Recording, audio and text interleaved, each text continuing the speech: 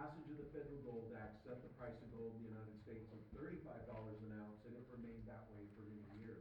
1970s, first, President Nixon made it where we no longer take U.S. currency from foreign governments and give them gold for that. Second, President Ford repealed that Gold Act. So gold now goes up and down daily, just like stocks on the stock market. Last 2 years have been pretty good for gold. Last year, gold went from $1,840 an ounce to $2,400 an ounce. This year, there was one day it hit $3,500 an ounce. Most of the last 6 weeks, it's been between $3,250 and $3,450 an ounce. A whole lot better than that $35 an ounce it was for many years. So our next stop, down at the side tunnel, go ahead and just reverse direction, go about 10 feet in, and I'm going to catch up with you.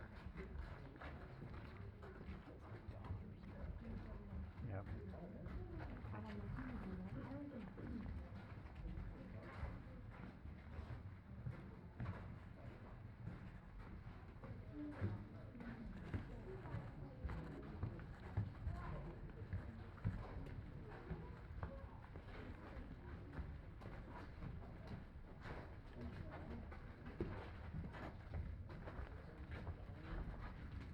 So this piece of equipment is called a mucker. And once they have these, this is what assisted you loading up the rock you brought down with your blasting. When we come back to this area, I'm going to show you how it works. I'm not going to throw rock. I'm going to run it forward, scoop up some water, throw it in the ore cart. So when we come back to this area, stay along this straight stretch in here so you can see you're fine now, but you won't want to be back here because there is rock in the cart and sometimes it splashes back. So not that warm out today to get anybody wet. Let's go ahead and walk forward in the tunnel.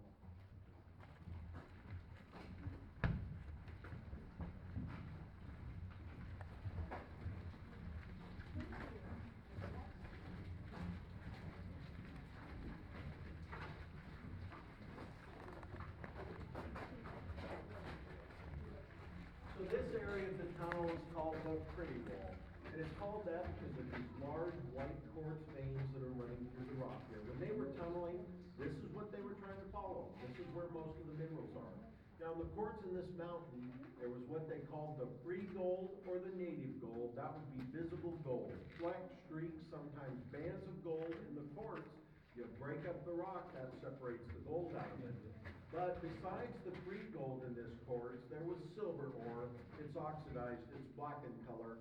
Lead ore, which is also black in color, and iron pyrite. Do any of you know the nickname for iron pyrite? Fool's gold. Well, in this mountain, and even more so over at the Treadwell mine in Douglas, there was a lot of gold intermingled with the iron pyrite. It's in a mineral matrix. To get that gold, you have to smelt the ore. That's high heat chemicals. They didn't have smelters here, as you know.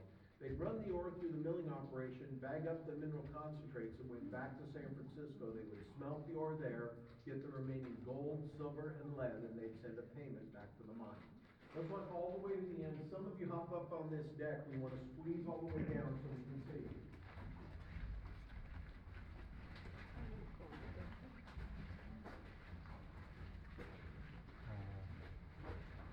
How are you? Are you going to find the gold cannon? Okay, that's down below. You have to sit through some talking first. My granddaughter did this, and she said this sounds a lot like school. She was mainly here to find the gold too. But a flat surface of rock like this is a rock face. In mining, it's called the heading. Heading because you can see the drill holes here. We're going to blast, and we're heading that direction. Now there's 21 holes drilled in the wall, none more than 3 feet apart. That's what you could clear with dynamite in this rock. These holes are 8 feet deep. They were done with a jackleg drill like this. Now this 3, 3, and 3 pattern we see in the center, that area is known as the burn. You pack all the holes with dynamite, but in the burn, just the 4 outside corners. 5 vacant holes left. It's room for the rock to move when you set off the dynamite. So the dynamite goes off in the burn first, quickly followed by the charges around that, then the charges around that. So a lot of your blast is blowing the rock inward, gravity drop it to the floor. But once they packed all the dynamite in, they had to warn their miners. They didn't clear the mines during blasting back then. So they had these metal air whistles in the mine, tubular metal there, the notch where the sound would come out, hooked to the compressed air line. And with that pressurized air really loud in the tunnels, let your miners know, setting off dynamite, if you're not in a good area, you better be moving. Person doing this would give it some time, they would backtrack in the tunnel, set the dynamite off. Well, federal law, even back in this area, you didn't come back into this area for at least half an hour after blasting. When they were using fuses with the dynamite, if it burned a little slow, giving it plenty of time, but you're also giving it time for the rock to come down after your blast. When they came back in, water hose off that 2-inch line, they're spraying lots of water, knocks the dust down, but the other thing, if there's dynamite that hadn't gone off, you're wetting that all down. Now, as they're spraying, they're inspecting the rock, and they're gonna start looking at least 16 feet back from the new heading. What they're looking for are cracks or fissures in the rock, or maybe it's more obvious, a big chunk of rock on the back of the tunnel that's barely hanging on up there. So their next step is called barring the rock. And what they used, and these are still used today, scaling bars. Angled chisel point, bigger one here. Good time to tell you, this is a larger tunnel. This tunnel was for that conveyor belt. They had to pack in the rollers, the concrete, everything else.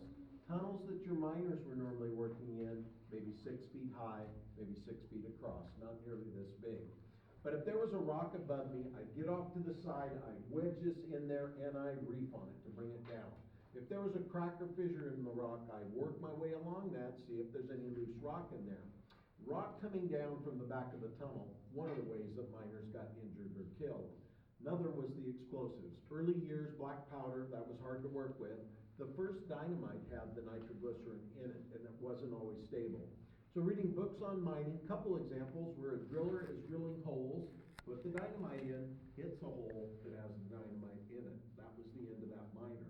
There's one over in Douglas where the guy's carrying a crate of dynamite, has a sandwich with him, decided he was hungry, set the dynamite down on the rails, eating the sandwich, locomotive hit the crate. That was the end of that miner's lunch break. But the worst accident in this era also occurred over at the Treadwell Mines in Douglas. Miners underground, foreman goes to the area where the dynamite's stored, don't know what happened, but it went off. 36 miners killed in that one blast.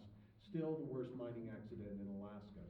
But for the drills here, these are both air-powered drills. They run on compressed air. That's 1930s technology. Before that, they had steam-powered drills. And in the early years, there was a process called jacking. If one miner was doing it, double jacking if 2 miners were working together. And what they used were rock chisels. So it's a metal chisel, beveled on both sides. You get in against the rib of the tunnel. I have a mallet. And I'm hitting it until there's a purchase there and it's not slipping. Then 2 miners could work together. One miner holds the chisel, my buddy swings the sledgehammer. He hits it and I turn it. Hit it again and I turn it. Chisel point fracturing the rock to make the hole. Now when they did it this way, 2 to 3 feet, and they were blasting. You couldn't do an 8-foot hole like this. But the other thing in the early years, lighting, not nearly this good. Lanterns and candles. They pack in long candles, melt wax, and stick the candles out. First, lamps for our hard hats, carbide lamps, not appeared till just before 1910. So you're doing this, and it's not very good lighting. I don't think we'd want to do these jobs, but if you had to and you got a choice, I think you want to swing the sledgehammer.